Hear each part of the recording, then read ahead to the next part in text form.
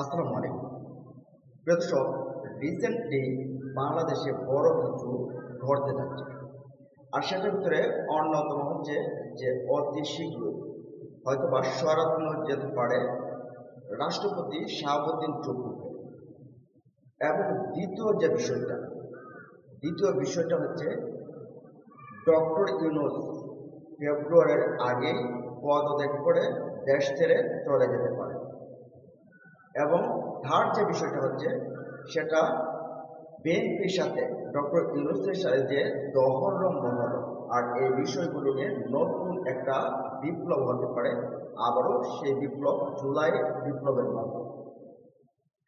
দেখেন, আমি সর্বশেষটা একেবারে সামনে আনছি, তারপর আমরা কথা বলছি। সর্বশেষ যে বিষয়টা, যে কেন আরেকটা বিপ্লব ঘটতে পারে। দেখেন, নতুন একটা কোনো কিছুর জন্য এই দেশে কিন্তু আন্দোলন হয়েছিল। 2024-এর আন্দোলন সেটা কিন্তু শুধু নির্বাচনের মাধ্যমে আরেকটা দলকে ক্ষমতায় নিয়ে আসা, সেটার জন্য এই আন্দোলন হয় না। এখানে অনেক কিছু, অনেক দিনের এই মানুষের ক্ষোভ, তারপরে যে মানুষের উপর নির্যাতন, মানসিক প্যারা, বিভিন্নভাবে অনেক কিছু সহ্যের পর মানুষ একটা বিপ্লবে নেমেছিল এবং বিপ্লব সফল হয়েছে, যাতে করে পুরনো যে বন্দোবস্ত রয়েছে সবগুলোকে পেছনে ফেলে নতুন একটা বাংলাদেশ উপহার দিতে পারে। দেখেন, সম্মুখ সারির যে আন্দোলনের নায়করা বলেন বা সমন্বয়ক বলেন, তাদের ভিতরে অন্যতম নাসিরউদ্দিন পাটোয়ারি, হাসনাত আবদুল্লাহ, নাহিদ ইসলাম। সেই হাসনাত আবদুল্লাহ বলতেছে যে ডক্টর মোহাম্মদ ইউনূস লন্ডনে গিয়ে তিনি সেখানে এই বিপ্লবটাকে বিক্রি করে দিয়ে আসছে। এবং যদিও ধর্মীয় জ্ঞানের কিছুটা কম হয়তো বা থাকতে পারে, কিন্তু তিনি অন্যভাবে বলতে পারতেন, কিন্তু এভাবে ডিরেক্টলি বলে ফেলছেন, যদিও এটা এই জায়গা না। নাসিরউদ্দিন পাটোয়ারি বলছেন যে ডক্টর ইউনূস শেলদারটাকে দিয়েছেন লন্ডনে, যেখানে মানুষের জনগণের প্রতি দেওয়ার কথা, যদিও শেলদার জায়গাটা একমাত্র আল্লাহ তাআলার কাছে। তবে তার ভাষাটা তিনি আসলে ব্যাখ্যা করতে পারছেন না অন্যভাবে, যার কারণে এভাবে ধর্মীয় জ্ঞানের কম থাকার কারণে তিনি এভাবে ব্যাখ্যা করতেন।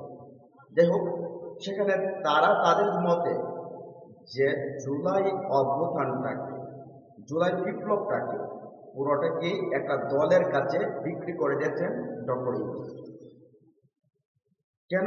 দেখেন, আগামীতে তিনি এই দেশ থেকে ক্ষমতা ছেড়ে গেলেও তিনি এদেশে ব্যবসা করতে পারবেন এবং যে দলটা ক্ষমতায় আসার সম্ভাবনা রয়েছে সেই দলকে যদি সুবিধা দেওয়া হয় তাহলে তিনি সেফ এক্সিট পাবেন, যেটা আব্দুল হান্নান মাসুদ বলছিলেন। তারপর তিনি এদেশে তার ব্যবসাটাকে খুব সুন্দরভাবে চালিয়ে যেতে পারবেন। দেখেন, এদেশের 2000-এর বেশি মায়ের বুক খালি হয়েছে, অনেক সন্তান তার পিতা হারিয়েছে, স্ত্রী তার স্বামী হারিয়েছে, মা তার সন্তান হারিয়েছে, কিন্তু তারা বরঞ্চ বিচারও পায়নি। এই সংস্কার যেটার জন্য করা হয়েছিল আন্দোলন, সেই সংস্কারটাও করা হয়নি। কিন্তু ডক্টর ইউনূস, যাকে সারা দেশের মানুষ একটা আশা নিয়ে ক্ষমতায় বসেছিল, তিনি এসে করলেন কি, তার বিরুদ্ধে যত মামলা আছে সবগুলোকে উঠিয়ে ফেললেন। তিনি যে শত শত কোটি টাকা তার যে কোম্পানি, তার যে ব্যাংক, এগুলো যে সরকারকে বা দেশকে ফাঁকি দিয়েছে, সে করের জায়গাটা থেকে তিনি তার কোম্পানিকে দায় মুক্তি দিয়ে দিয়েছেন।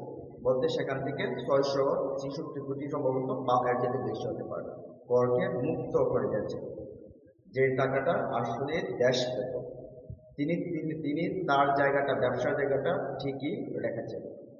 অথচ দেশবাসী যে প্রত্যাশা নিয়ে তাকে ক্ষমতায় বসেছিল, যে তিনি একমাত্র ব্যক্তি দেশটাকে একটা নতুন বাংলাদেশ ভবিষ্যতের জন্য উপহার দিতে পারবেন, সেই জায়গাটায় তিনি এই জুলাইটাকে কেজি দরে বিক্রি করে দিয়েছেন, হয়তোবা আমেরিকার চাপে, নয়তোবা তার ব্যবসার খাতিরে।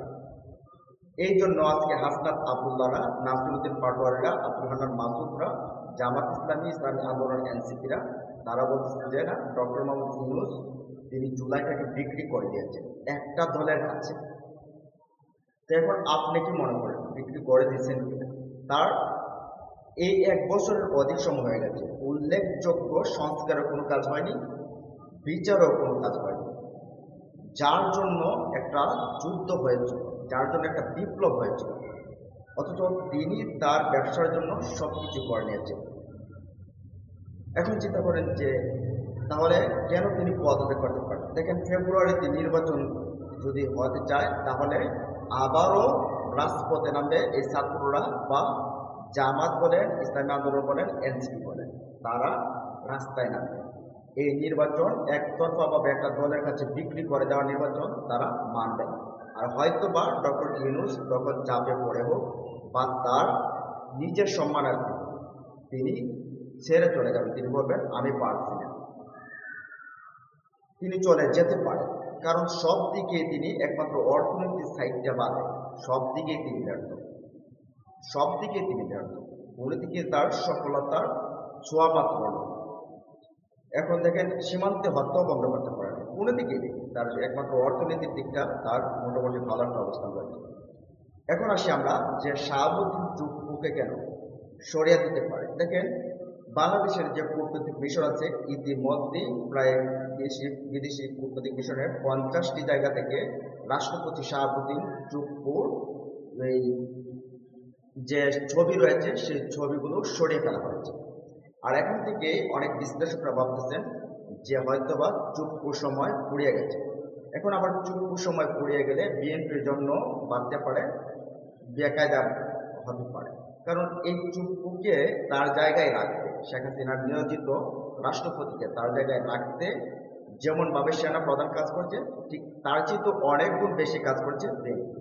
যখন ছাত্র জনতা মিলে আবার আন্দোলনের ডাক দিয়েছিল যে রাষ্ট্রপতি চুপ্পুকে অপসারণ করতে, ঠিক সেই মুহূর্তে বিএনপি টোটালি দেশবাসীর বিরোধী গিয়ে শাহাবুদ্দিন চুপ্পুকে জায়গায় রেখেছে।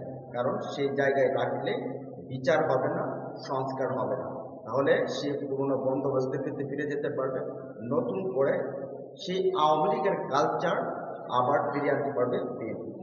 যার কারণে তিনি তার জায়গাটা থেকে, বিএনপি তার জায়গাটা থেকে রাষ্ট্রপতিকে রাখছে তাদের সুবিধা। এখন যদি রাষ্ট্রপতি যদি সরে দেয় তাহলে বিএনপির জন্য হয়তো বা একটা সমস্যা হতে পারে। নতুন কেউ যদি আসে তাহলে অনেক কিছু হয়তো বা আবার সেখানে সংস্কারের জন্য হাত দেওয়া হতে পারে, অনেক কিছু ঘটতে পারে।